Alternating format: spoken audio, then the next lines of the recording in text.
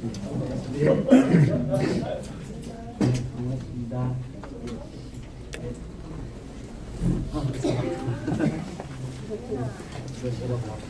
선생님. 반갑습니다.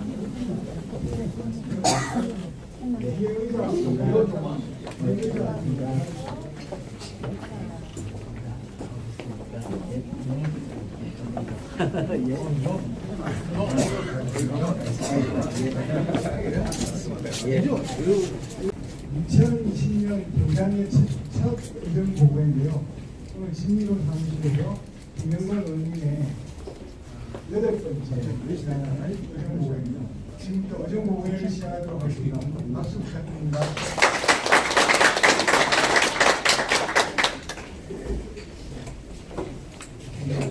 오늘 참석하신 예비 여러분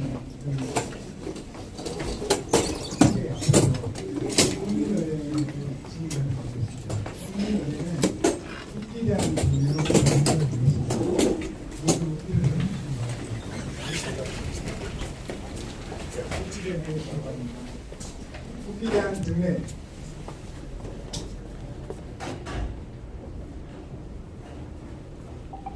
바로 착석해 주시기 바랍니다.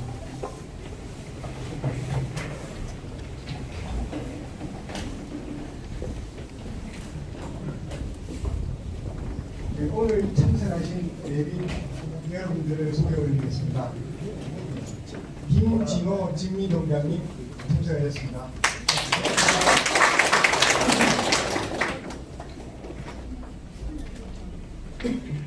이정호 진미동 동장협의장님 참석하셨습니다. 장종현 진미동 새마을분회장님 참석하셨습니다. 임순득 진미동 자연보호협의회장님 참석하셨습니다.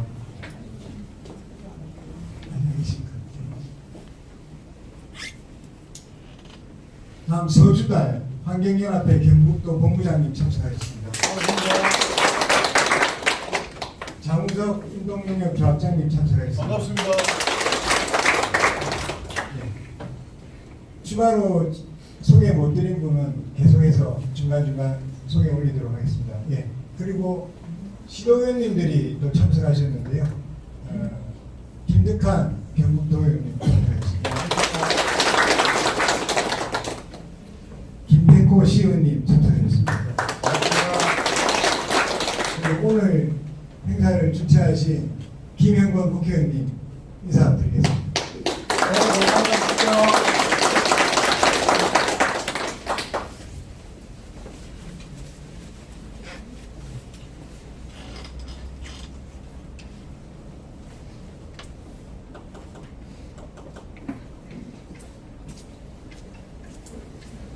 예비군 중대장님 참석하겠습니다.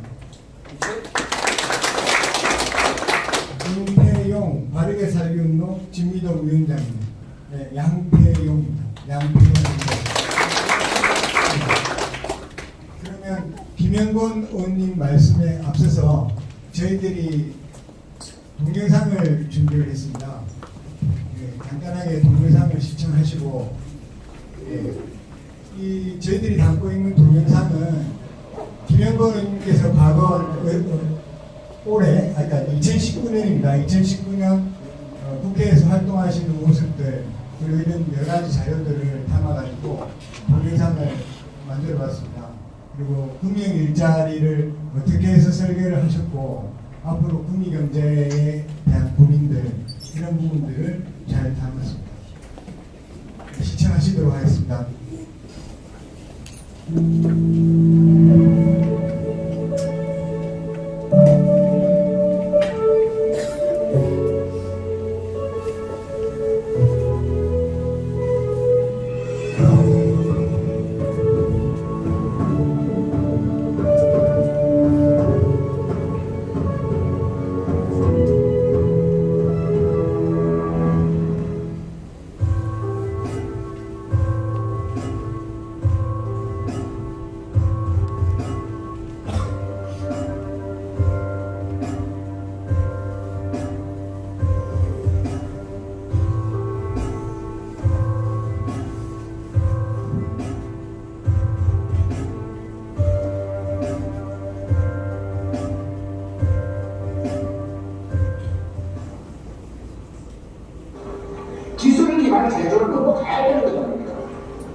이것을 구미가 대한민국이 사실은 게을리합니다.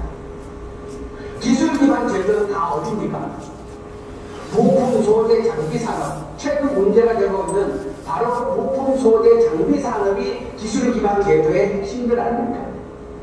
그런데 여전히 구미경제는 부품 소재 장비 산업에 주력을 하고 있는 중소 중견 기업들이 구미경제를 이끄는 것이 아니라, 그러니까 이 평균임금이 싼 기업일수록 임금의 압박을 받으면 기술력을 약하니까 더 싼 임금으로 찾아나가야 되니까 어디로 가야 돼요? 베트남으로 가는 겁니다. 그래서 떠나가게 된 것이고, 기술 기반의 제조로 전환하지 못한 것이 현재 구미가 안고 있는 가장 큰 문제점인 거죠.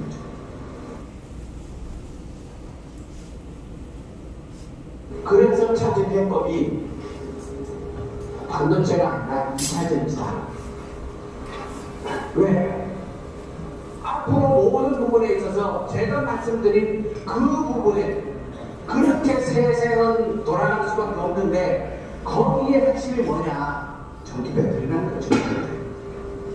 지금까지 대한민국을 먹여 살린, 과거에는 몇 년 전까지만 해도 대한민국은 자동차, 화학, 철강, 조선, 반도체 이 5개가 먹여 살린다고 얘기를 했지 않습니까? 그렇지만 지금은 반도체를 먹여 살리지 않습니까? 대한민국.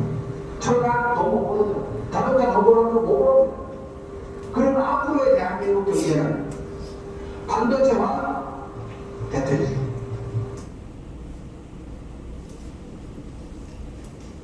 이차전지의 성능은 무엇이 좌우합니까? 양극재의 성능이 좌우합니다. LG가 다행히 대한민국이 희망이 있는 것, 참 복받은 나라인 것은 미래의 산업의 핵심이라 할 수 있는 2차전지 배터리 분야에서 LG화학과 SK이노베이션과 삼성 SDI가 전 세계의 인류로 장악을 하고 있습니다. 그 중에서도 양극재는 배터리의 성능을 좌우하는 분야고, 지금 LG화학이 세계 최고 인류인데 어디서 하고 있어요?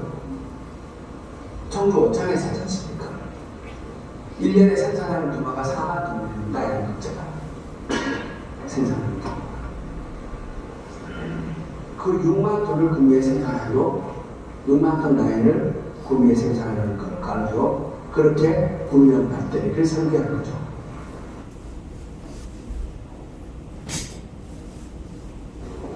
대한민국의 부품 소재 장비 산업도 중요하지만 매우 중요한 산업이 또 하나 있습니다. 방위 산업입니다. 왜 방위 산업에서 원천 기술을 가지고 있을 수밖에 없는가? 저는 이렇게 얘기합니다. 두 가지 있습니다. 방위 산업은 국가가 하는 겁니다. 돈을 국가가 줍니다. 모든 방위 산업은 국가가 합니다. 방위 산업을 하는데 민간에서 투자해가 아닙니다. 국가가 돈을 내고, 그러면 연구를 하는 데 있어서 국가가 안정적으로 돈을 내주기 때문에 연구 과제를 수행하는데 결과가 나올 때까지 안정적으로 수행해서 그 결과를 만들어낼 수가 있습니다. 민간에서 할 수 없는 연구 과제들을 국가가 돈을 안정적으로 내주는 속에서 결과를 만들어낼 때까지 연구를 할 수 있습니다. 그게 방위산업이 가진 혜택이죠. 유럽의 선진국들을 가보면 도시하고 농촌의 차이가 없습니다. 선진국들의 공통적인 특징입니다. 선진국으로 진짜 국민이 함께 잘 사는 나라로 가려고 하면 도시만 기대하고 도시에만 사람이 몰리고 도시에만 돈이 몰리고 나머지 지역은 다 내버려 놓고 항폐해 놓은 상태에서 국민을 행복하게 하는 것은 사실상 불가능하다는 거죠. 농촌도 지방도 도시만큼 비슷한 수준으로 발전을 시켜나가는 것이 국가를 정상적으로 더 멀리까지 발전시킬 수 있는 유일한 방법입니다. 이제 농촌은 식량 생산의 기지만으로 평가되어서는 안 됩니다. 농촌은 우리 국민들 다 다수의 편안한 휴식처로서 기능을 해야 됩니다.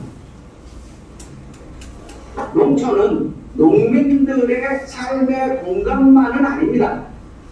우리 국민 모두가 편하게 쉬고 여가를 즐기고 할 수 있는 공간으로서 농촌이 기능을 해야 되고, 그렇게 해야 농촌에 투자할 수 있는 명분이 생깁니다.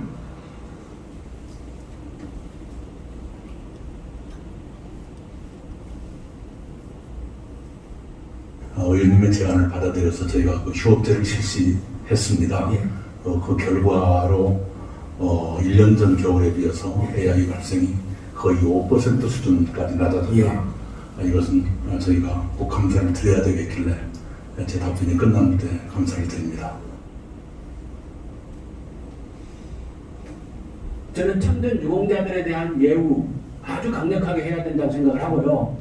그것이 국가의 정체성 확립이나 자라나는 세대에 대한 가치관 정립이나 반드시 필요하다고 생각을 하고, 참전자들에 대한 예우, 그리고 독립운동자 직계구선들을 찾아서 우리가 대책을 세우는 것, 이것 두 가지는 매우 강력하게 할 필요가 있다, 이렇게 생각을 하고요. 그러니까 지금 농장의 설계도의 개념은, 현재 돌아가고 있는 농장들의 이미 인허가를 다 받은 농장들이란 말이에요. 다 받은 농장들의 퇴비사는 임시 저장 기능이에요. 그런데 이것이 임시 저장이 아니라 퇴비가 그 안에서 부숙을 해서 반출될 때까지 그것을 관리해라라는 방향으로 법을 개정해버린 거예요. 그러면 이미 다 지어져 있는 그 농장들은 어떻게 하라는 걸 묻는 거예요.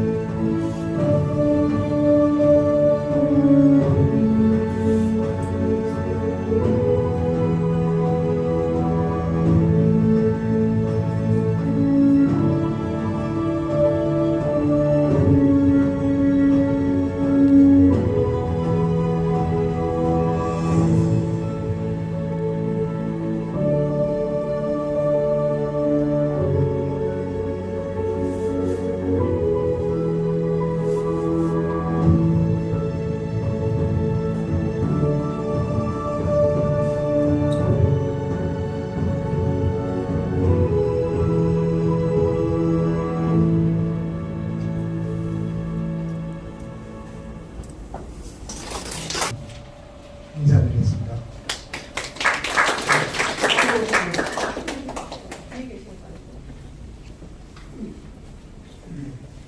그러면 오늘 그 어정복을 하는 김행곤 의원님 말씀이 있겠습니다. 김행곤 의원님 말씀이 있겠습니다. 박수 부탁드립니다.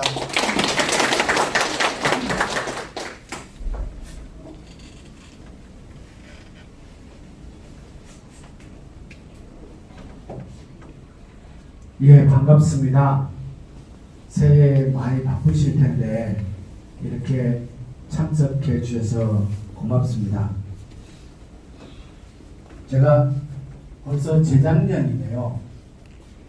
재작년 10월 5일 날 바로 옆에 인동에 사무실을 내고 구미를 열심히 다녔죠.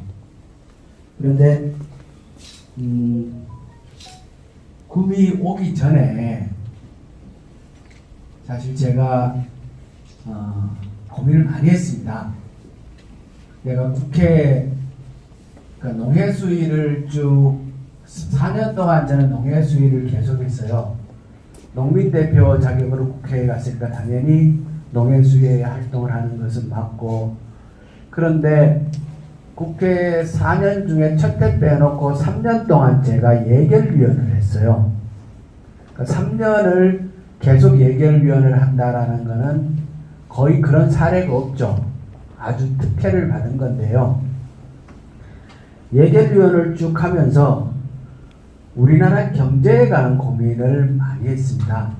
경제가 어떤 상태이고 어디로 가고 있으며 왜 어려운가 하는 그런 고민을 굉장히 많이 했고요.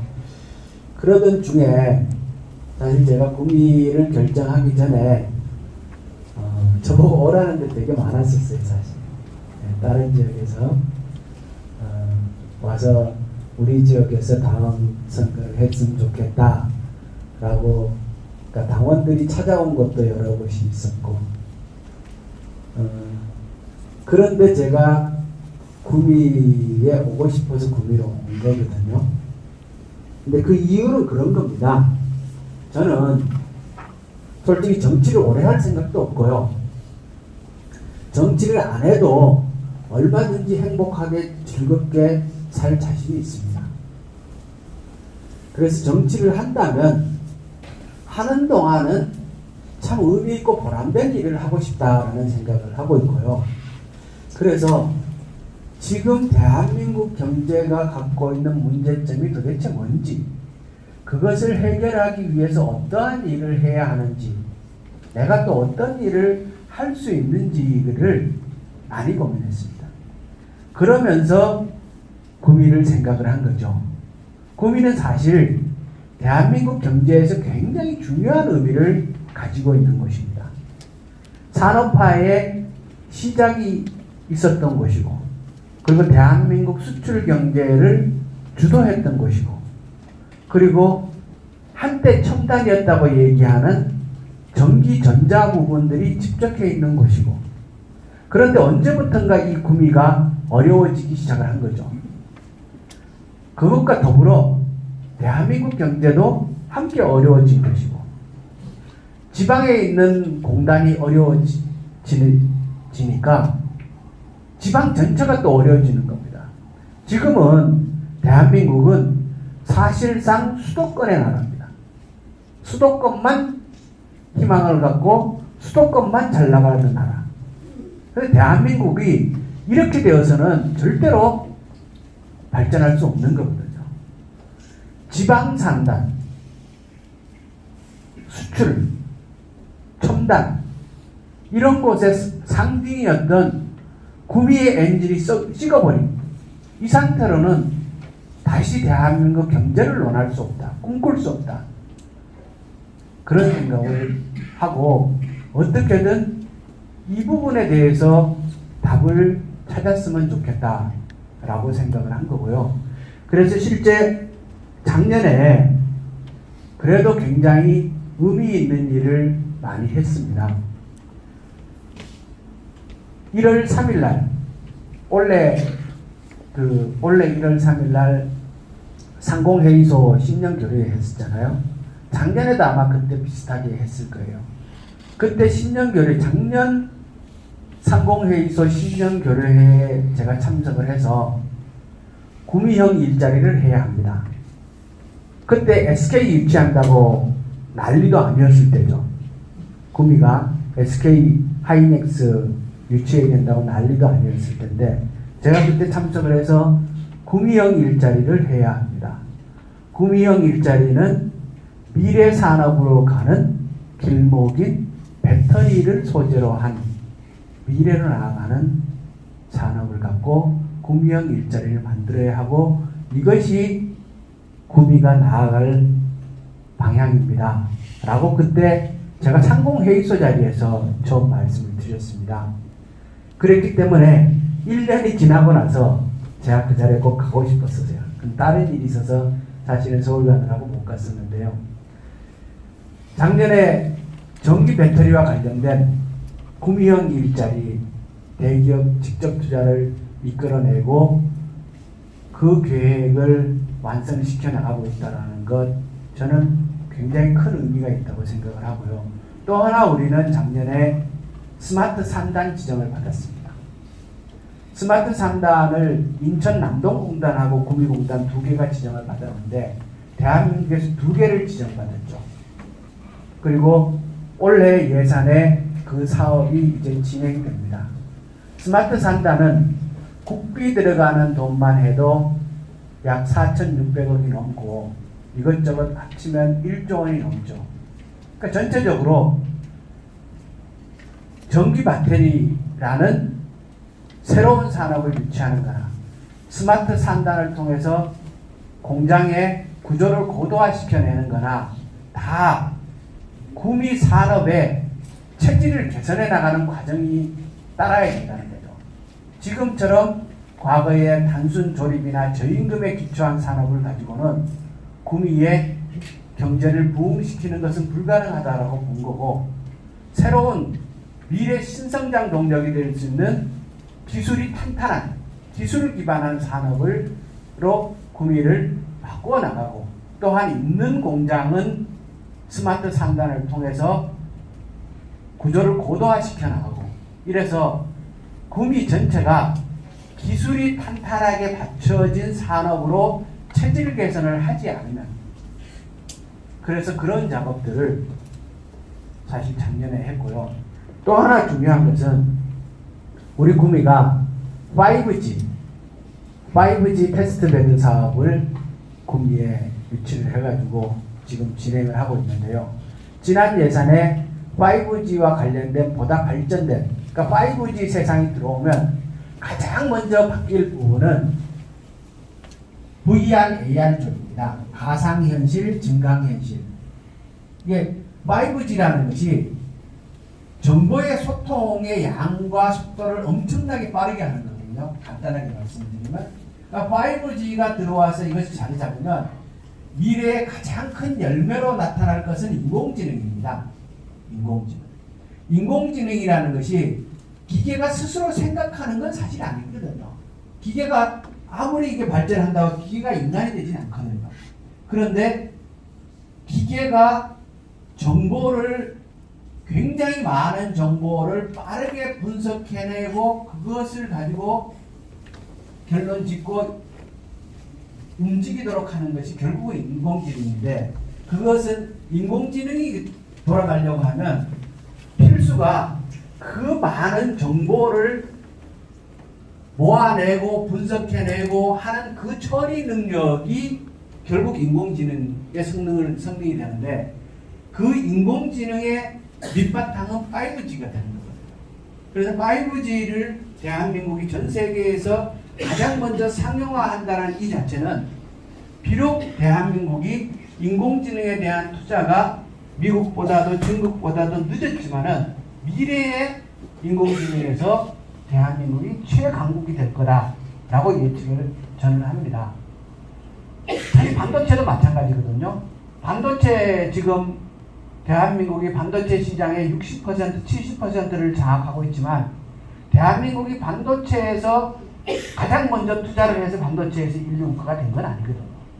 늦게 뛰어든다 하더라도 대한민국은 그만큼의 역동성과 창의성을 가지고 있는 나라이기 때문에, 저는 이 5G가 미래에서는 인공지능에 있어서 대한민국을 최강국으로 만들겠지만, 당장의 산업에 있어서는 VR, AR이라는 증강현실, 가상현실로 나타날 것이다. 그래서 원래 예산을 하는 과정에 VR, AR 상용화, 그 실용화 센터도 구미로 가져왔습니다.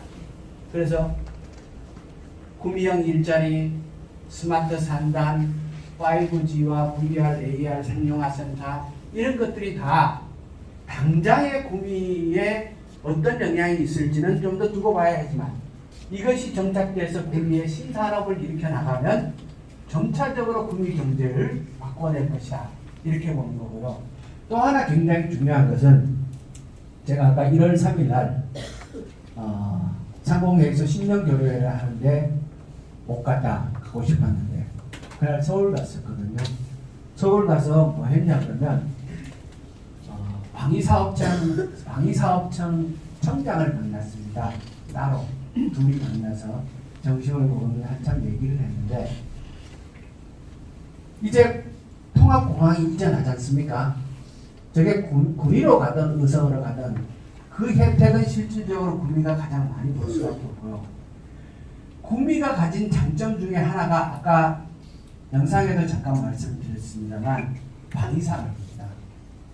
구미는 제가 본 구미는, 제가 와서 발로 뛰어다니면서 파악해본 구미는 전기 전자 분야에서는 실제로 소문난 것만큼 가진 게 없었어요. 전기 전자 분야에서는 오히려 대기업에 하청받아서 이렇게 만드는 정도였지, 3차 밴더, 4차 밴더 이렇게 대기업 만쳐가보고 일했던 영역이 전기 전자에서는 컸지, 거기서는 생각보다 실속 있는 것이 많지 않았고, 오히려 구미가 다른 곳이 갖고 있지 않은 진짜 자랑할 만한 내용을 갖고 있는 것은 이 방위산업 분야에서 유도 부분입니다. 유도. 앞으로 미사일 이게 다 유도거든요. 전기 전자와 관련된 유도.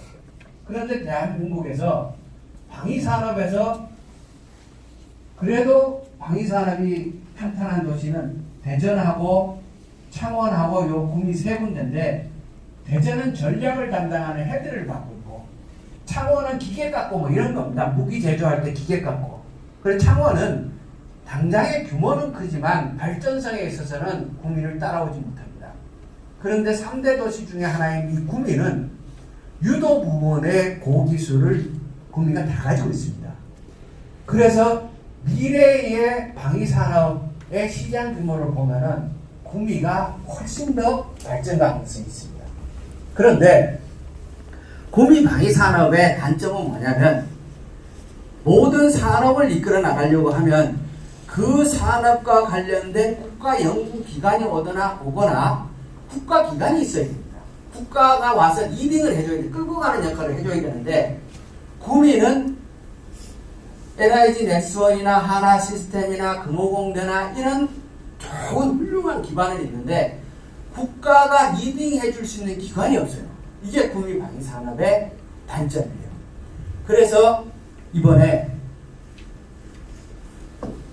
부품, 소재, 장비 산업만 국가가 육성할 것이 아니라 원천 기술은 다 방위산업에서 나오니까 부품, 소재, 장비 산업의 방위산업 요 4개 축으로 가야 한다 라는 얘기를 정부와 계속 그 얘기를 한 거고, 그래서 올해부터 본격적으로 방위산업 혁신 클러스터라는 이름으로 사업을 진행합니다.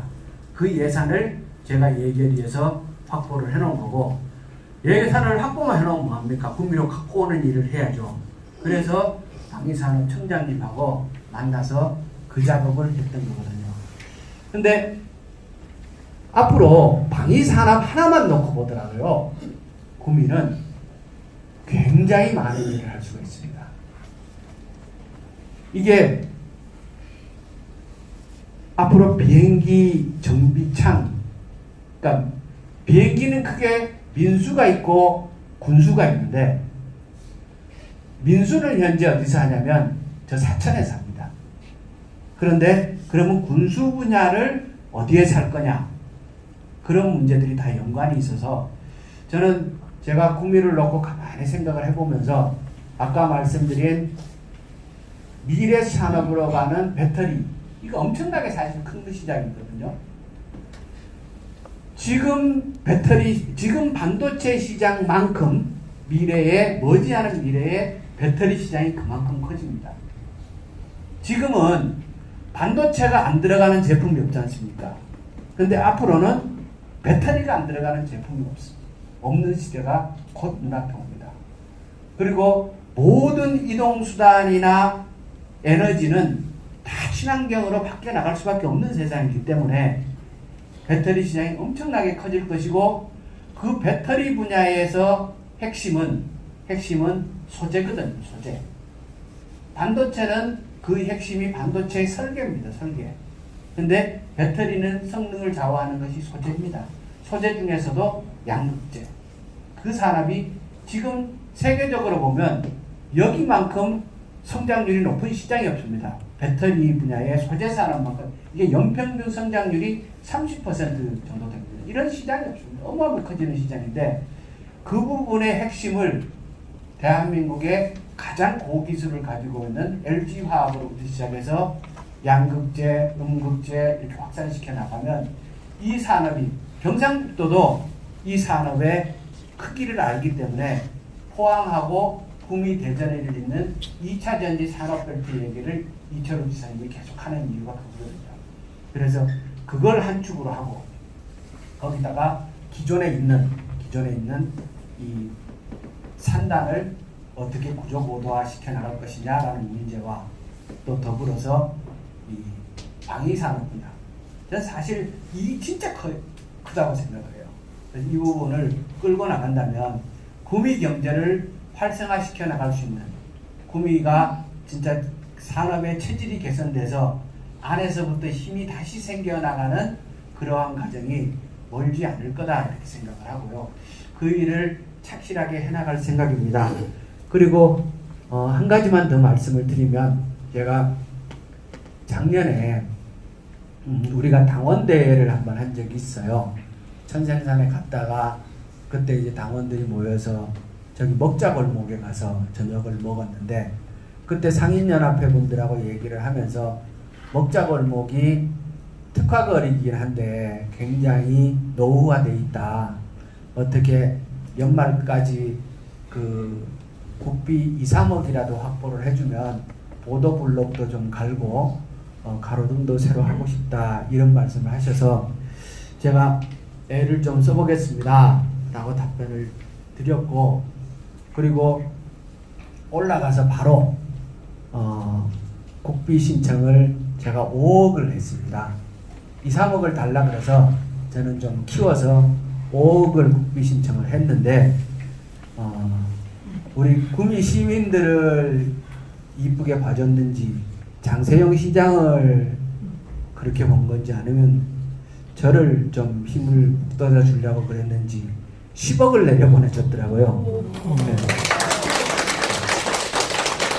그래서 사실 그 10억이 이미 구미시에 도착을 해 있고, 시에서 진평동 먹자골목에 관한 어떻게 할 건지 설계를 하고 있다 그래요. 저는 아주 작은 일이기는 하지만 여러분들에게 용기를 드릴 수 있어서 참 기쁩니다.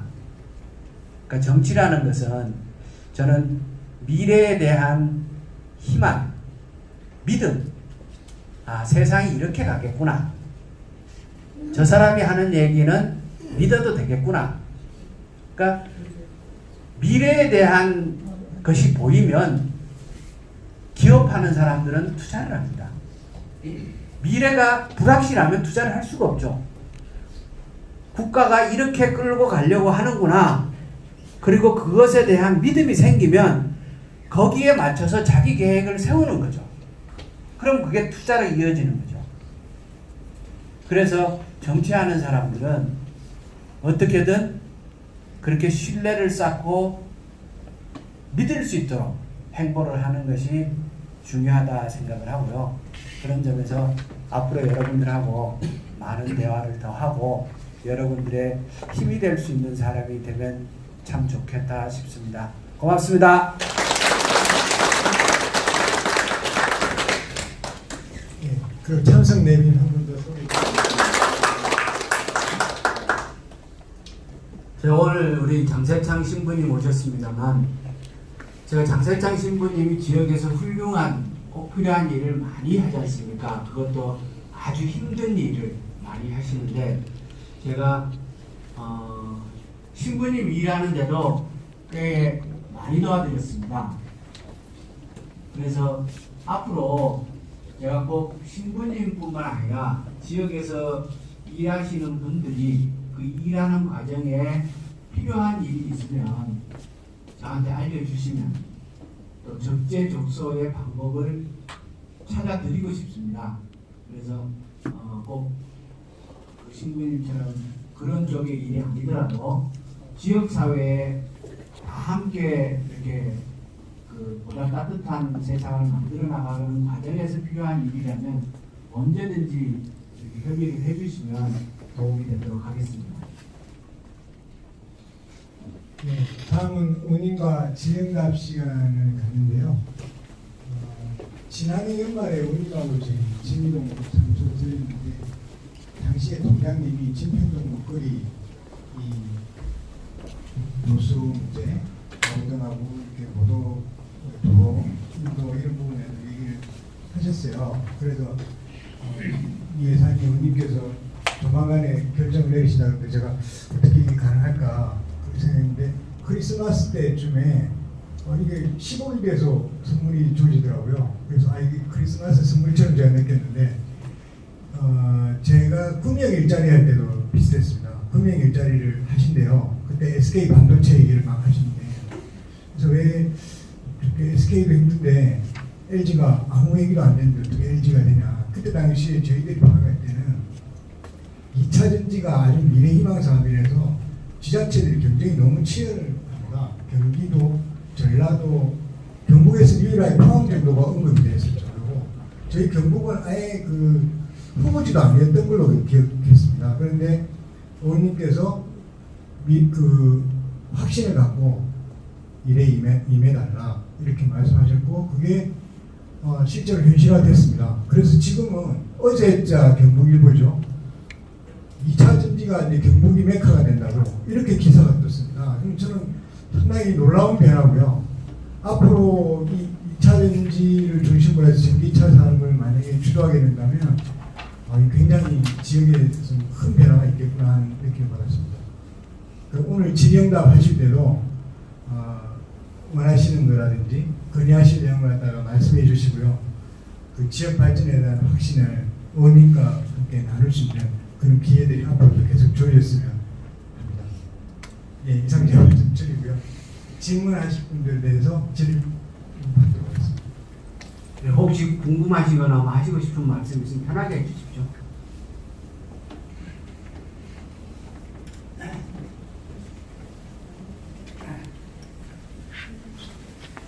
김 의원님 나라를 위해서 이 구미를 위해서 수고 많이 하시는데 그것도 한 말씀 드리겠습니다.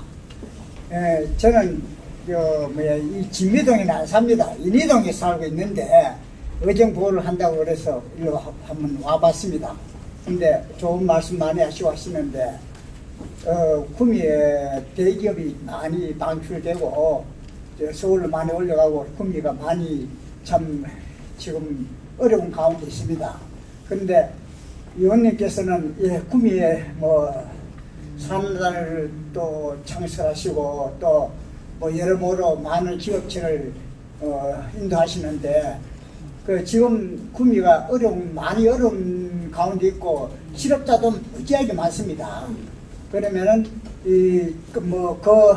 앞으로의 미래는 어떻게 발전될지는 모르지만 지금은 당장 어려운 가운데 있으니 지금 현실을 어떻게 직시해 나가실지 좀 궁금합니다.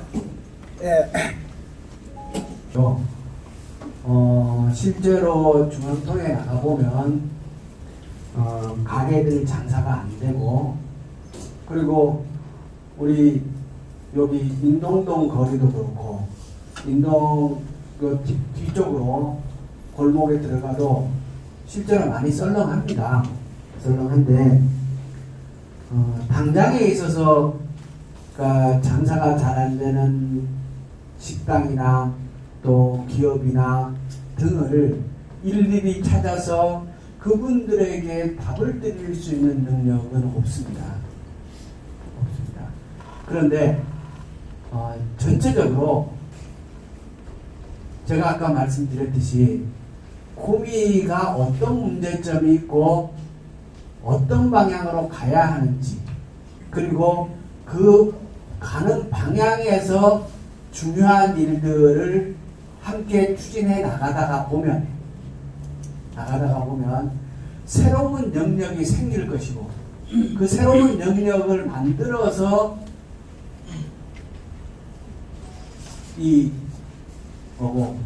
새살로 헌살을 밀어내서 상처를 치유를 해야지 그런 생각입니다. 그래서 2차 전지 분야도 그런 의미에서 사실은 추진을 한 거고요. 저는 시간은 좀 걸릴 거라고 생각을 합니다. 그러니까 지금 이제 정부에서 여러 가지 예산으로 우선은 어려운 문제를 풀어나가려고 하고 그리고 당장은 보더라도 여기 진평동 쪽에 원룸이 굉장히 많이 비어 있고 그 원룸들을 앞으로 어떻게 할 거냐 이런 고민들이 많지 않습니까? 그래서 그런 부분도 국가에서 하는 일 중에 도시 재생 사업이라고 있습니다. 그게 이제 뭐 한 200억씩 이렇게 들여서 사업을 하는데 우선 세상이 도달하는 과정까지의 어려움도 어떻게든 감내를 해 나가야 되니까 그러기 위해서 국가가 예산을 들여서 좀 견뎌 나가면서 이렇게 극복하는 데 도움이 될 수 있도록 하는 일은 또 적극적으로 해야 된다고 생각을 합니다. 제가 그 진평동 상가분들한테도 말씀드린 게 그냥 당장 먹자골목을 조금 손보는 차원에서 도시재생사업이라는 프로그램을 하고 있으니까 그런 부분까지 이렇게 사업을 나올 수 있도록 함께 준비를 더 하면 좋겠다라고 이렇게 말씀을 드렸거든요. 그래서 그런 일들을 하면서 이 구미의 산업을 대체해 나갈 만한 부분들이 빨리빨리 정착될 수 있도록 그렇게 해야 되지 않는가 생각을 하고 있습니다. 또 혹시 공문에 이렇게 평동에 사는 주민입니다. 제가 오늘 김 의원님한테 꼭 한 말씀 드리고자 하는 상황이 있습니다. 평소에 김 의원님이 국회에서 의정 활동을 하신 거 저는 많은 감명도 받고 저 마음속으로 많은 성원을 보내드렸습니다. 그런데 오늘 제가 말씀드리고자 한 건 국민의 국한되는 얘기 아니고 국가적으로 해결해야 할 그런 문제인데 국회에서 그늘에서 해결해야 될 겁니다. 뭐냐 하면 국가 예산이 써야 될 때 써야 되는데 어떤 데서 그냥 세워있는 그 단적인 예가 하나 있습니다. 뭐냐 하면 전직 대통령 예우에 관한 법률 이게 뭐 그동안에 뭐 변경된 게 없었지요. 단적 예가 뭐냐면 전두환 씨에 대한 얘기인데 왜 그런 피 같은 국가 예산을 갖다가 그런 분한테 왜 경호 의무에 쓰느냐 그겁니다. 그보다 더 심한 게 많은데 뭐 저 단돈 100만 원이 돈이 없어가지고 극한적 상황을 택하는 그런 국민도 많이 있는데 왜 안 써야 될 때를 쓰느냐 이겁니다. 써야 될 때 잘못 쓴 거 이거는 나중에 이건 바르면 되는데 이건 안 써야 되는 것도 처음부터 이거 하지 않아야 될 일을 하고 있다는 말입니다. 또 전두환 씨 같은 분은 대통령 임기를 마치고 나와가지고 지역적까지 살다가 나와서 돈을 행위한 사실 때문에 2,200억 원을 돈을 내놓아야 되는데 안 내놓고 2,000억 원 정도를 그냥 묵세하고 있는데 돈 없다 이렇게 29만 병은 없다고 잡으시고 요전에도 TV에서 그 영상을 봤는데 저 정의당 부대표 이만솔씨라는 분이 그거는 강원도 골프장에서 전시를 만나가지고 당신 나머지 도저히 2,000억을 어떻게 하려느냐 안 내놓으려냐 하니까 한참 오나 보더니 네가 내놔 딱 얘기해. 그 사람한테만 가는 게 아니고 온 국민보고 가는 소리거든. 내가 왜 너들 그한테 그런 소리 들어가면 내놓을 필요가 없다 이제. 그런 걸 그래 국회의회에서 그 법률을 개정하든지 해야 되지. 그건 모르고 계셨습니까? 혹은 알고도 그냥 지냈습니까? 어떻습니까? 그거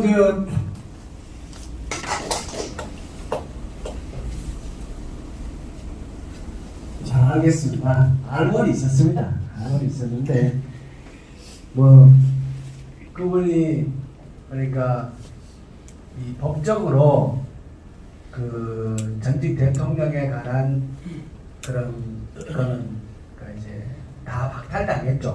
사실 다 박탈당했는데 경호는 또 이렇게 사회가 있다 보니까 이렇게 뭐 혹시 또 무슨 일이 생길 수도 있잖아요. 그러니까 사회가 뭐 좋아하는 사람도 있고 싫어하는 사람도 있고 이러다 보니까 그런 일이 발생하면 그게 또 국가적인 입장에서는 또 이렇게 문제가 될 수 있기 때문에 저는 그 부분을 경호해 드리는 게 그분을 위해서라기보다는 대한민국을 위해서 사고 안 터지게 하려고 그러는 게 아닌가라는 생각을 좀 하고 있고요.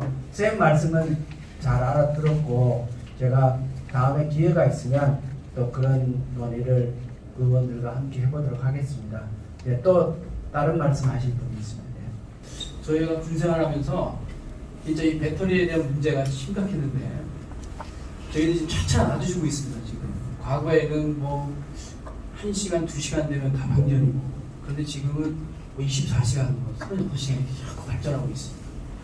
그렇게 해서 이제 국방 산업에 대해서 관심 가져주시고 또 거기에 대한 배터리에 대한 사업도 지금 전체적으로 발전이 돼서 저희들 사용자 입장에서는 상당히 고마움을 많이 느끼고 있습니다. 정말 감사합니다. 그리고 저희들 그 중요 목표 지역이 이쪽이지 않습니까? 북이. 그런데 그 유동기가 준데 거기에 또 의원님께서 그 클러스터를 주치하고 또 이제 앞으로 이제 갖고 오신다고 했으니 저희들 군인 입장에서 진짜 대환영이고 정말 감사하고 박수 칠 일입니다. 꼭 이건 좀 성사시켜 주셔가지고 저희 군이 날로 발전할 수 있도록 도움을 많이 주셨으면 감사하겠습니다. 고맙습니다.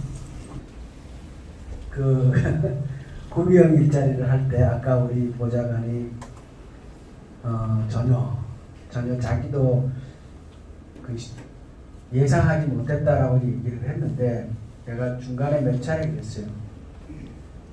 그 믿고 신뢰를 하고 추진을 해라. 근데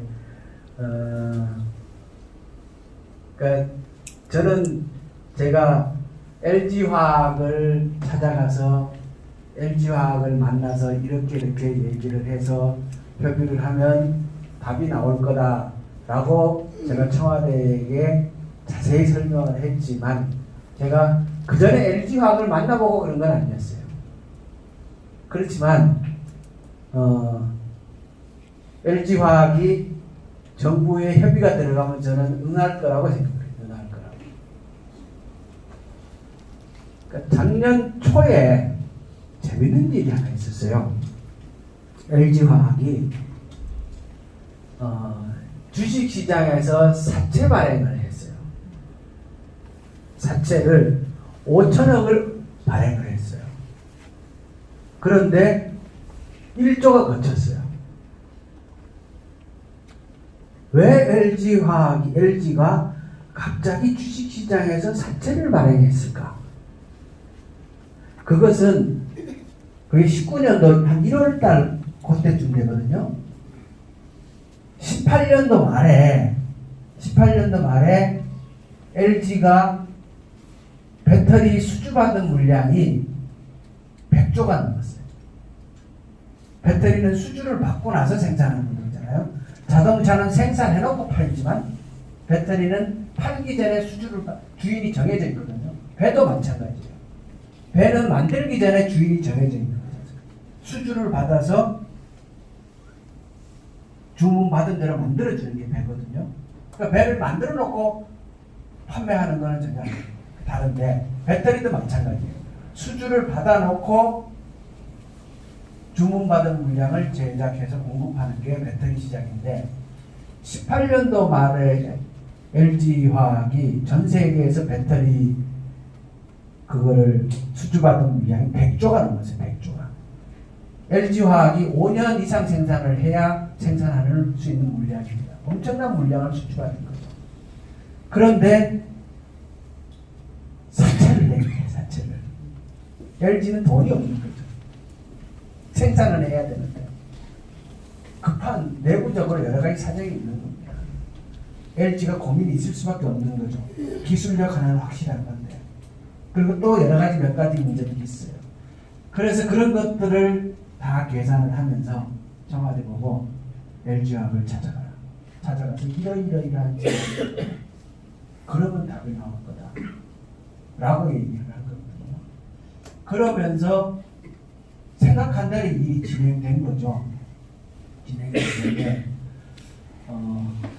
그 방위산업 혁신 클러스터 할 수밖에 없습니다. 네, 할 수밖에 없고 이게 왜 해야 되냐면요. 대한민국의 방위산업 수출이 계속 늘어납니다. 대한민국의 방위산업이. 그러니까 대한민국 내의 시장만 보면은 대한민국 안에 앞으로 우리가 평화를 지향하고 만약에 남북 간에 잘 되면 군축도 해야 되고 그러면 방위산업의 시장 규모가 적어질 수도 있는데 이게 뭐 그래 미래 먹거리일 수 있느냐 이렇게 생각할 수 있지만 대한민국이 분단국가임으로 인해서 방위산업의 필요성이 내부적으로 생겼고 그것을 바탕으로 해서 이미 대한민국 방위산업은 수출이 빠른 속도로 늘어나고 있습니다. 어디에다 수출하냐면 우리가 미국이나 이스라엘 이런 나라에 수출하는 건 아닙니다. 우리가 수출하는 나라는 라틴 아메리카, 아프리카, 그리고 동남아, 인도 이런 나라가 우리들의 주요 수출 대상입니다. 미국이나 이스라엘 같은 나라의 첨단의 장비들은 비싸지 않습니까? 그런 비싼 것을 수입할 수 없는 상대적으로 저개발 국가이면서 전쟁의 내전이든 뭐든 그런 수요들이 계속 발생하고 있는 곳이 전 세계 도처에 많은데 그 나라 입장에서 보면 대한민국의 무기가 비용 대비 싼 거죠. 그러니까 비용 대비 성능 대비 싼 거죠. 그러니까 우리 거를 사는 거죠. 예를 들어서 베트남 같은 나라는 중국 물건은 절대로 안 삽니다. 왜? 중국하고 원수지간이잖아요. 미국 거 살라 그러면 비싸잖아요. 한국 걸 선호할 수 있는 거죠. 그래서 이미 대한민국의 방위산업은 이미 수출이 빠른 속도로 늘어나고 있는 상태예요. 그런데 아까 말씀드렸듯이 이제 대한민국 경제 전체가 인건비, 저임금에 기초한 산업이 아니라 기술에 기초한 산업으로 넘어가야 되는 시점인데 그 넘어가려고 하다가 보니까 거기가 전부 부품 소재 장비 산업이고 그 산업은 일본이나 이런 나라들이 다 또 틀어지고 있고 이번에 수출 규제 문제가 그래 터진 거 아닙니까? 이런 걸 가만히 보다 보면 결국은 우리도 이 방위산업에 대한 투자를 하지 않고는 원천 기술에 도달할 수 없다라는 결론을 그렇게 할 수밖에 없는 거죠. 그래서 저는 지금 방금 그 배터리 얘기를 하셨는데 현재 시점에서 대한민국 군수품에 들어가는 배터리 자체가 전부 다 수입입니다. 다 수입. 이게 다 국내산으로 앞으로 전환되는 거죠. 그리고 그 산업을 국가적인 차원으로서 방위산업 혁신 클러스터라는 이름으로 그리고 특히 전기, 전자, 유도에 관한 부분은 이 구미에서 할 수밖에 없는 겁니다. 그리고 무기도 소총 만든다고 큰 돈 안 됩니다. 이제 돈은 미사일. 미사일에 관한 기술은 어디 있다? 구미에 다 있다는 거예요. 올해 그거 다 유도 안 돼요. 유도. 다 유도. 이제는 옛날에는 포탄이 궤도 따라 날아갔습니다. 궤도 따라. 지금은 궤도 따라 날아가지 않거든요. 유도 찾아가거든요. 찾아가는 무기 시대가 되니까 유도선 그 부분이 기술의 핵심인 거예요. 그렇게 되면 방향이 이렇게 정해져 읽어보면 미래를 읽고 예측해보면 방향은 피해 나갈 수가 없습니다. 그래서 혁신 클러스터는 옵니다. 정해져 있는 겁니다. 그렇게 하도록 하겠습니다. 그래서 말씀해 주시면 고맙겠습니다. 경제에서 기업 경제가 있고요. 흔히 얘기하는 서민 경제가 있습니다. 그러니까 지금까지 대한민국의 많은 사람들이 기업 경제를 잘 키우면 그 물이 넘쳐 흘러서 밑에 서민들한테도 퍼진다. 이게 낙수 이론이지 않습니까? 근데 실제로 해보니까 이게 낙수가 잘 안 되더라는 거예요. 이게 넘치면 옆으로 퍼져야 되는데 기업들이 넘치는데 새로운 양동이를 또 갖다 놓더라는 거예요. 이게 지금 대한민국 기업들이 세대가 이제 3세대, 4세대 가면서 이 벌어지는 자식들한테 다 먹고 살기 위해서 기업들을 만들어갖고 해놓으니까 골목시장까지 거의 대기업의 3세, 4세들이 다 장악하고 있지 않습니까? 요 앞에 오는 뭐고 커피집도 삼성 계열사 거잖아요, 사실은. 이런 세상이 오다가 보니까 대기업 경제를 살리는 것이 꼭 지역 경제를 활성화시키는 것은 아니더라. 그렇게 되는 거고요. 그러면 서민 경제를 살리는 것 중에 가장 유력한 수단이 관광 경제를 살리는 겁니다. 관광 경제는 그 구성이 숙박, 먹는 거, 이동하는 거, 차량, 이거 다 서민 경제잖아요. 숙박업, 음식업, 교통업, 또 다니면서 특산물 구매하는 거. 그러니까 앞으로 대한민국 경제에서 서민 경제를 살리기 위해서 관광 경제를 활성화시키는 것이 국가가 정책적으로 추진하게 될 겁니다. 며칠 전에 TV를 유심히 보셨으면 관광객 1750만 명째 관광객을 그 문체부 장관이 나가서 꽃다발 걸어주고 인터뷰하고 그 보셨습니까? 그때 저는 놀랐던 게 뭐냐, 그 어디 사람인지 잘 모르겠는데 들어오면서 하는 얘기가 한국에 와서 꼭 한우를 보고 싶다 이랬거든요. 대한민국에 와서 이 사람이 인터뷰 마이크를 갖다 놓으니까 자기 한우 갈비를 꼭 먹어보고 싶다 이렇게 얘기했어요. 그러니까 앞으로 이런 세상이 우리 앞에 와 있다는 거죠.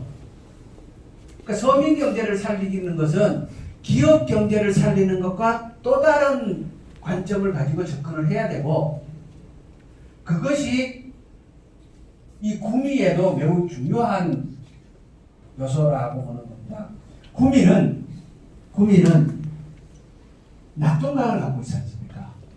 그러니까 구미만한 이만한 도시가 낙동강과 같은 저런 큰 강을 갖고 있는 도시는 대한민국에서 서울하고 구미밖에 없지 않을까 싶습니다.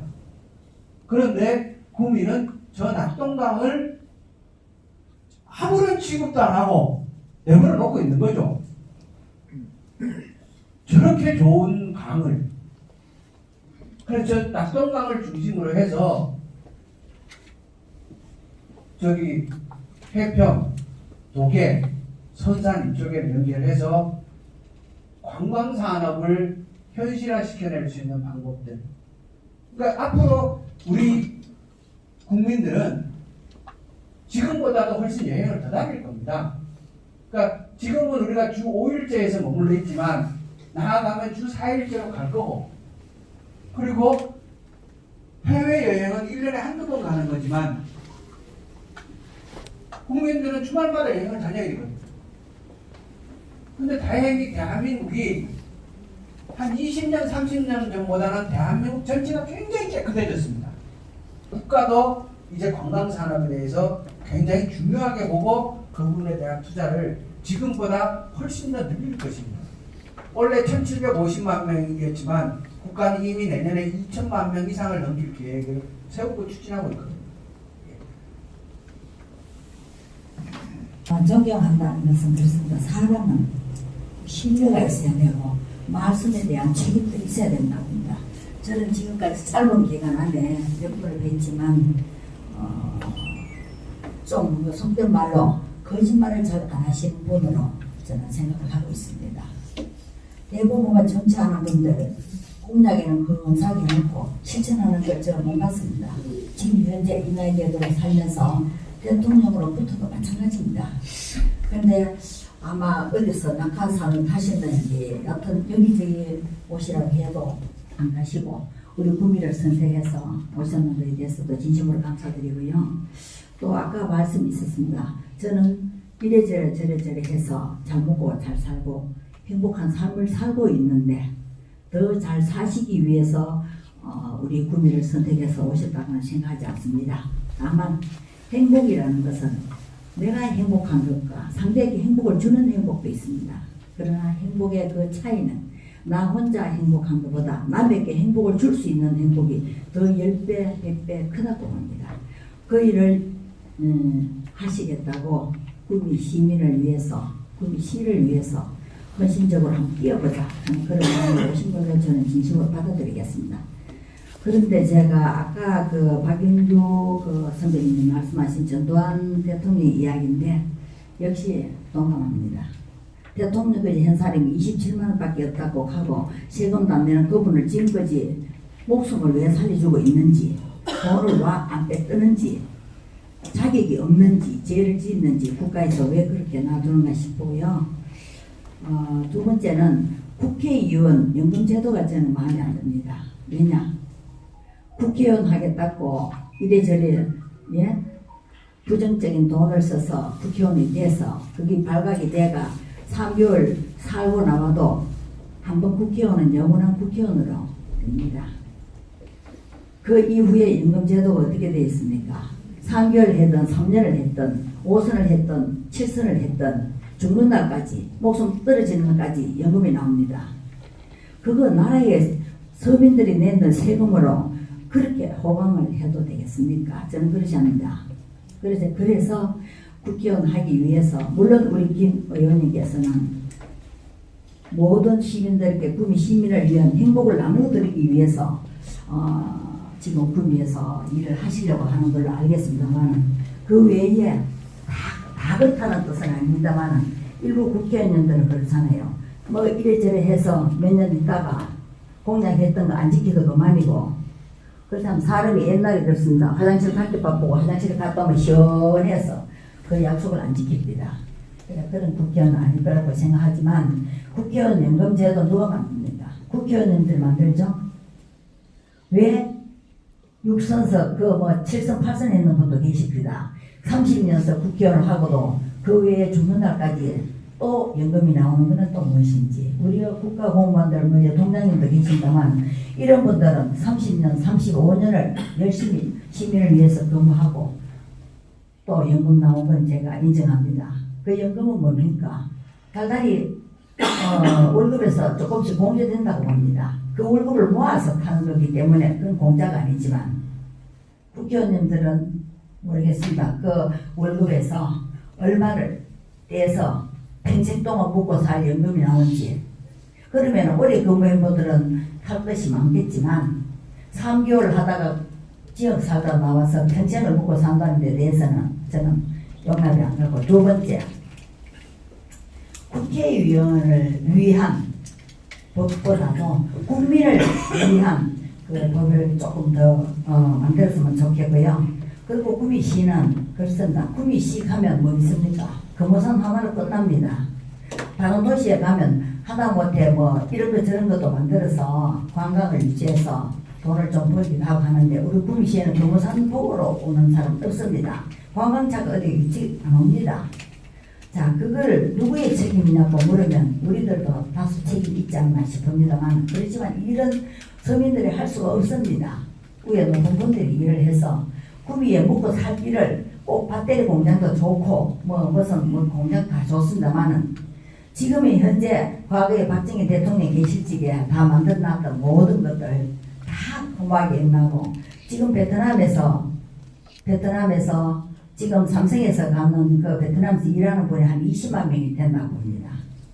20만 명이 돼도 월급 한 달에 20만 원밖에 안 줍니다. 그렇지만 그 나라에서는 20만 원이 우리나라 돈으로 몇백만 원 되는 걸로 알고 있어요. 그러나 한국말을 할 줄 아는 사람은 월급이 40만 원입니다. 그래 한국말을 배우려고 엄청 노력하고 이 한국에 계시는 분들도 그걸 무료로 가서 우리 한국말을 가르치러 하는 사람 그런 봉사정신에 강한 사람도 저는 있다고 봅니다. 우리나라 세금 거두기 가지수가 몇 개입니까? 물론 조금 이따 대답하시기 바라고 세금 내는 게 가지수 제가 생각하는 30까지가 넘는 걸로 압니다. 옛날에 그렇게 많지 않았습니다. 지금 또 세금 숫자가 더 불었습니다. 서민들요 그 방채 몇 개 놓는 거 거기도 잘라고 짜라지깁니다.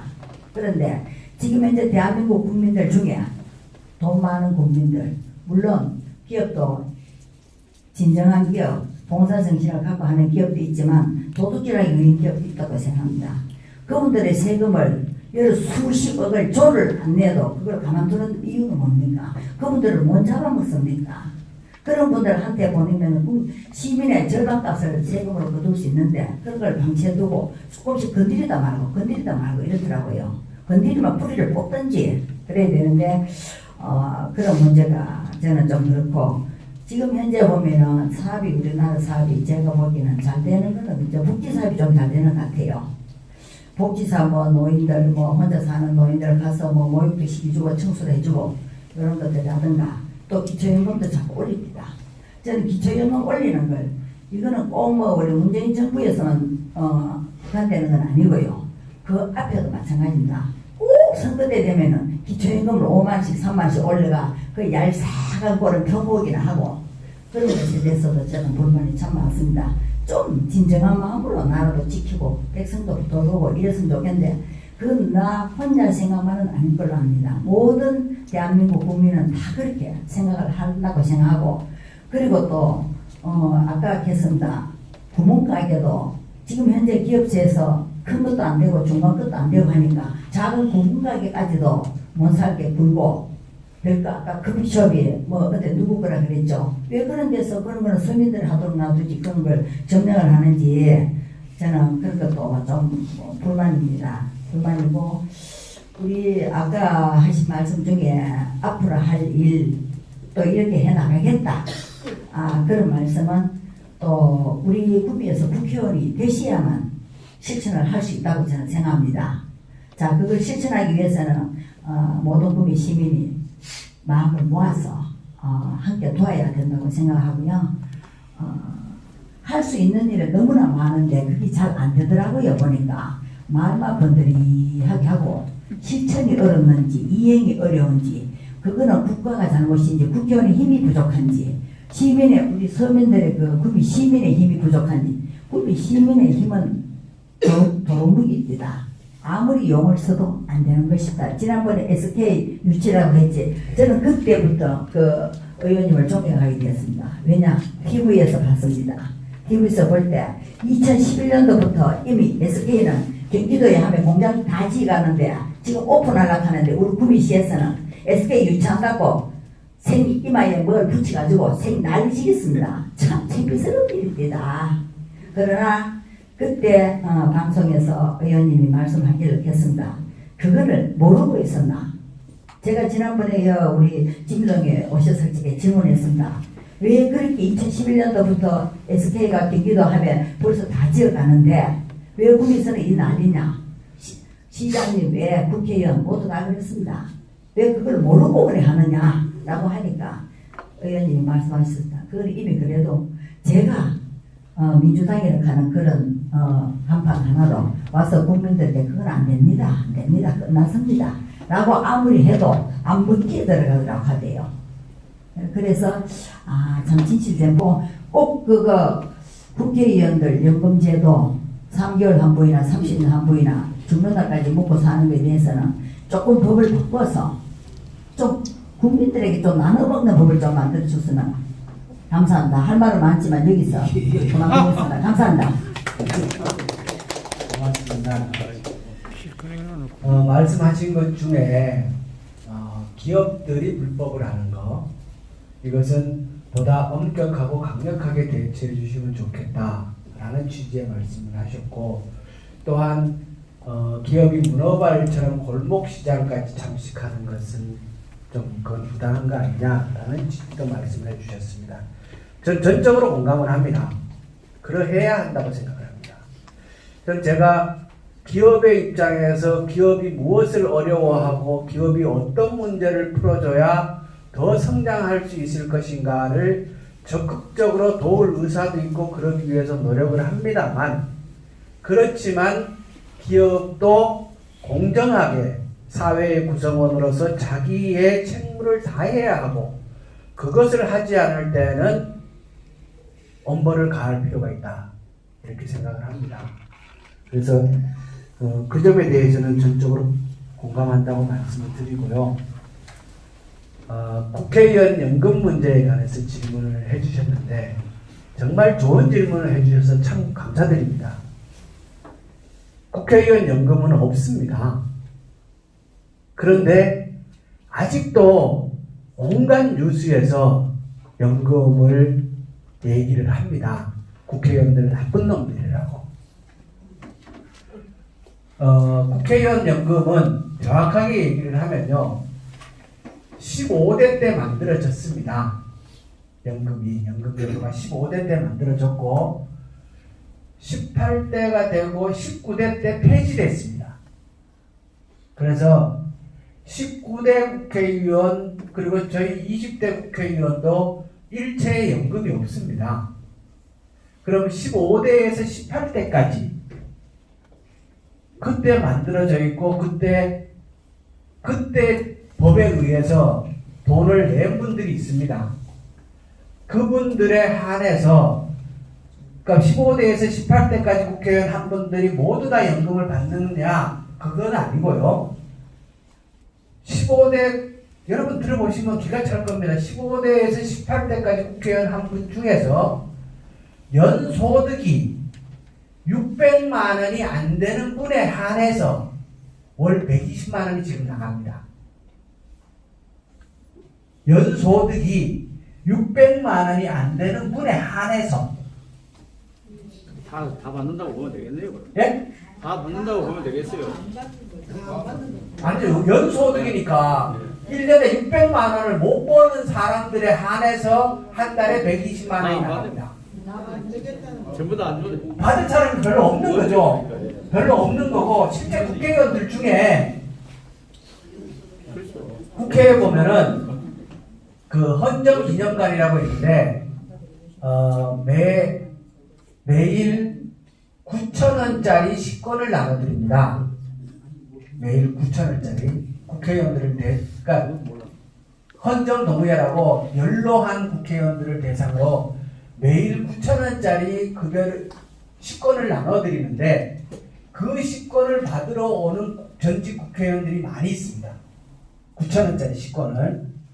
그래서 이분들 중에는 9,000원짜리 식권을 받아서 깡을 해서 그 9,000원짜리 식권을 인근 식당에 가서 6,000원 받고 파는 분들이 있습니다. 깡을 해서. 이게 다 알려진 사실입니다. 그러니까 이게요, 국회의원이라는 직업이 이거 제정신 바뀌면 할 직업이 아닙니다, 사실. 할 때 시큰 요거도 먹지. 하느라고 다 떨어먹지. 그래서 다수의 헌정의 회원들 중에 진짜 집이 없고 생계가 없고 이런 분들 많이 있습니다. 많이 있어서 그런 분들 때문에 15대 때 연금이라는 것을 만들었는데 워낙 여론이 나빠서 19대 때 폐지를 했고요. 지금은 국회의원 연금이라는 게 없습니다. 아니요. 19대 때부터 지금 20대잖아요. 그러니까 8년 전에 없어진 거예요. 8년 전에. 그런데 여전히 뉴스에는 국회의원 연금 받는다고 얘기를 하는데 그 기자들 없어진 거 다 알고 그러고 있는 겁니다. 제가 여기는 농사 짓는 분들이 별로 안 계시니까 제가 국회 들어갈 때 쌀값이 12만 원 했어요. 12만 원. 몇 년 전에 쌀값 그래밖에 안 했습니다. 12만 원 했어요. 그런데 쌀 한 가마 80kg에 12만 원 하면 그건 농사 지을 맛이 납니까? 농촌이 그게 형편은 말이 안 되는 거죠. 그래서 국회에 올라가서 어떻게든 쌀값은 한 20만 원 갔으면 좋겠다 해서 온갖 방법을 다 동원해가지고 우리 재작년부터 아프리카에 1년에 5만 톤 쌀을 무상으로 원조를 줍니다. 그냥 텔레비에 나오는 그 비정발람 애들한테 1년에 5만 톤을 줍니다. 우리나라 1년에 쌀 생산량이 400만 톤이 안 되니까 5만 톤이라 그러면 그래도 1%가 넘는 양입니다. 그거를 재작년부터 5만 톤을 줘요. 그런 것 등을 비롯해서 논에다가 나락 짓지 말고 소목이를 풀 심어라. 그러면 돈 주고 나락 심심하고 콩 심어라. 콩 심으면 돈 주고. 이렇게 해서 쌀 생산량도 줄이고 외국에도 주고 그 동물 그 사료 만드는 데도 쌀을 쓰고 뭐 이래 해가지고 억지로 쌀값을 재작년에 19만 원까지 끌어올려 놓고 촌에 가봤더니 촌에 할매들하고 전부 다 하는 얘기가 북한 다 퍼져갖고 쌀값이 북한 다 퍼져갖고 지금도 제가 촌에 다니면 북한 다 퍼져가지고 쌀값을 하나도 안 줬다는 거 줬는지 안 줬는지 너희가 아냐고 내가 보고 앉았다는 거 증명할 수 있냐고 그럼 쌀을 그 주머니에 갖다 주냐고 쌀을 북한으로 보내려고 그러면 배로 싣든지 차로 싣든지 뭐로 싣고 가야 되는데 기차로 싣고 가든지 가야 되는데 그걸 표한다니 왜 가지고 가냐고 그래도 북한 다 줬다는 거 저는 그 얘기나 이 연금 얘기가 나올 때마다 연금 없다니까 없어지니까 언젠데 아직도 맨날 연금 얘기를 해 그리고 진짜 제정신 바뀐 사람 국회에 못합니다. 뭐 남는 게 있다고 욕 시끄러운 돈 없지 늙으면 다 떨어지면 아무도 없지 그래서 그래도 열심히 하려고 하는 사람들이 있으니까 너무 뭐라 그러지는 말아주셨으면 좋겠어요. 네, 박수.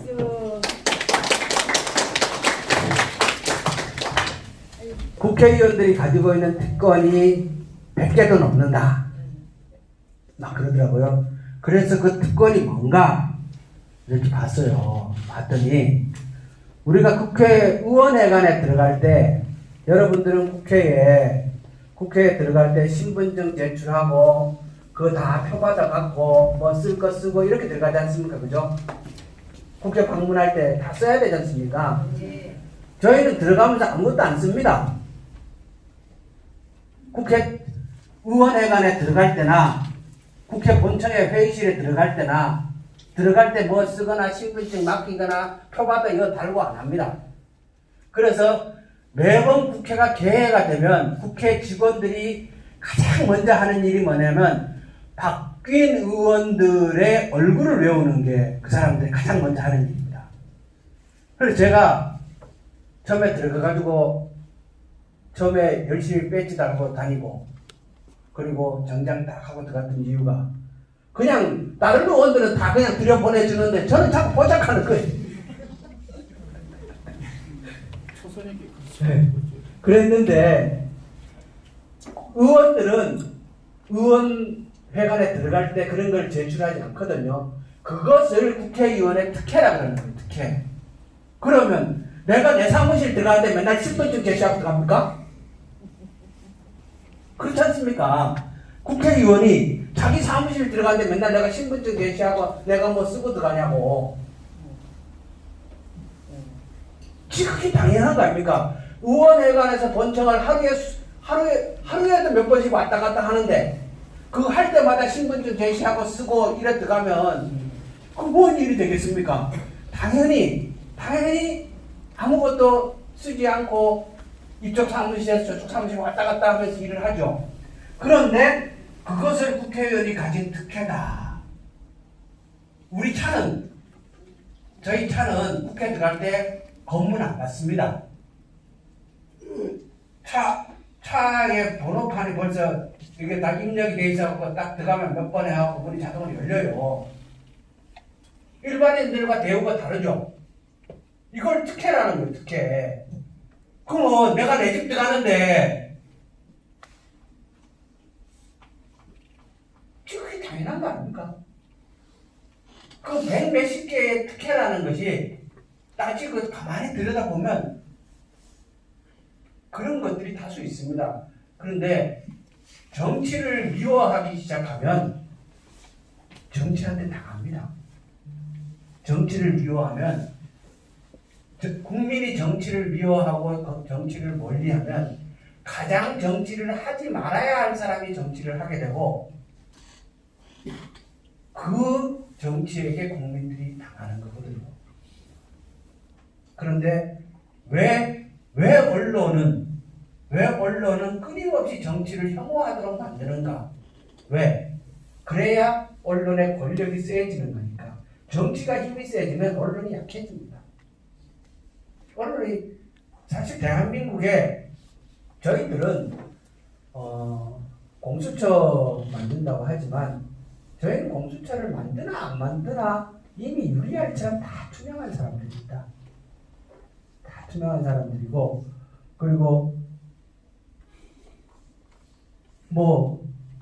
그 국회에 출입하는 기자만 해도 1,500명이 넘는데 1,500명이 넘으면 국회의원 300명 치면은 국회의원 한 명당 전담하는 기자가 5명이 된다는 얘기인데, 그런데 일방적으로 그렇게 미워만 하시면 좋은 국회의원이 안 만들어집니다. 미워하는데 누가 여와서 이야기했지? 국회의원. 진짜 좋은 말도 하나도 못했는데. 다음은 본장님 마무리하도록 하겠습니다. 일단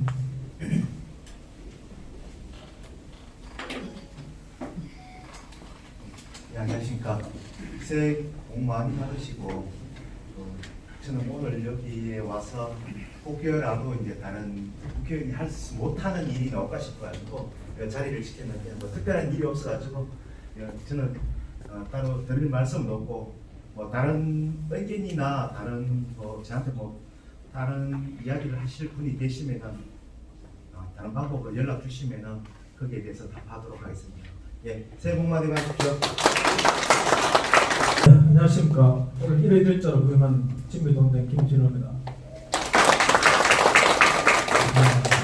오늘 며칠 안 됐는데 이렇게 기자님하고 김덕한 의원님, 송영진 교수님 우리 단체장님들 같이 한 자리에 해가지고 특별히 구미를 위해서 상당히 많이 애쓰시는 모습 오늘 충분히 느꼈습니다. 그리고 진미동에 또 이렇게 큰 사업도 이렇게 주연해 주시고 또 많은 것을 우리한테 아마 이렇게 발전할 수 있는 그런 방향도 제시한 것 같습니다. 앞으로 국정활동에 충분할 수 있도록 우리 같이 충분히 같이 밀어주시고 협조해 주시면 안 좋겠나 그런 생각이 들었습니다. 하여튼 새해 복 받으시고 진미동과 구미의 발전을 열심히 하겠습니다. 고맙습니다.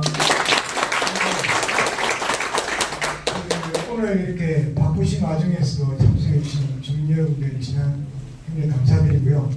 그리고 오늘 끝까지 남아서 이렇게 이 자리를 취재해 주고 계시는 우리 김도영 한국교통신문 기자님, 그리고 임양춘 구미뉴스 기자님, 박수 부탁드립니다. 가지 마시고요. 여기 나와서 기념 촬영하시고 그렇게 촬영하시고 진미동 화이팅!